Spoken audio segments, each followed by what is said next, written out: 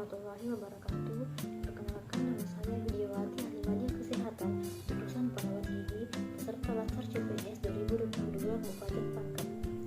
Saya akan menjelaskan sedikit resume analisis kontemporer. Jadi, analisis kontemporer adalah menganalisa, mencari kebenaran tentang hal atau masalah yang baru atau kabar terkini yang masih hangat dibicarakan dan belum jelas akan kebenarannya. Kemudian, isu-isu strategis kontemporer.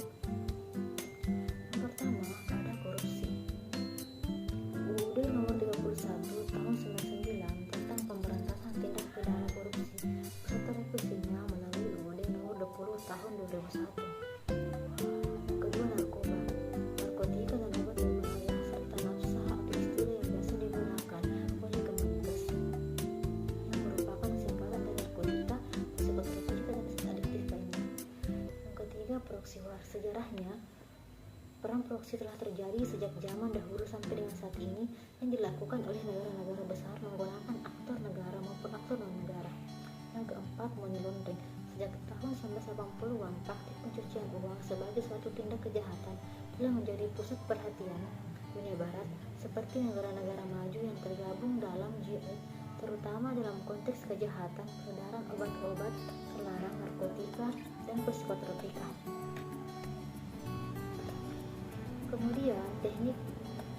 Kemudian isu kritikal secara umum.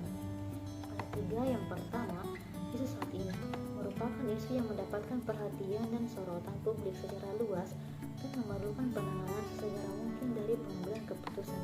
Yang kedua, isu berkembang merupakan isu yang perlahan-lahan masuk dan menyebar di ruang publik dan publik mulai menyadari adanya isu tersebut. Yang ketiga, gelombang isu yang belum nampak di ruang publik namun dapat diterima dari beberapa instrumen seperti instrumen sosial, penelitian ilmiah, analisis intelijen dan sebagainya yang mengidentifikasi adanya kemungkinan mereka bermaksud di masa depan. Kemudian ada teknik analisis isu. Yang pertama, mind mapping. Mind mapping adalah teknik pemanfaatan keseluruhan otak dengan menggunakan citra visual dan prasarana grafis lainnya untuk membentuk kesan. Yang kedua, fishbone diagram. Mirip dengan mind mapping, pendekatan fishbone diagram juga berupaya memahami persoalan dengan memetakan isu berdasarkan calon-calon terkait. Yang ketiga, analisis SWOT.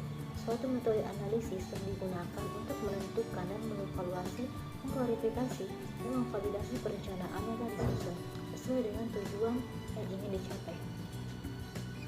Dalam analisis kontemporer, ada yang disebut model insani. Artinya, konsep ini pada intinya menganggap bahwa manusia merupakan suatu bentuk modal yang tercermin dalam bentuk pengetahuan, gagasan atau ide, kreativitas, keterampilan, dan produktivitas kerja. Sekian dan terima kasih. Assalamualaikum warahmatullahi wabarakatuh.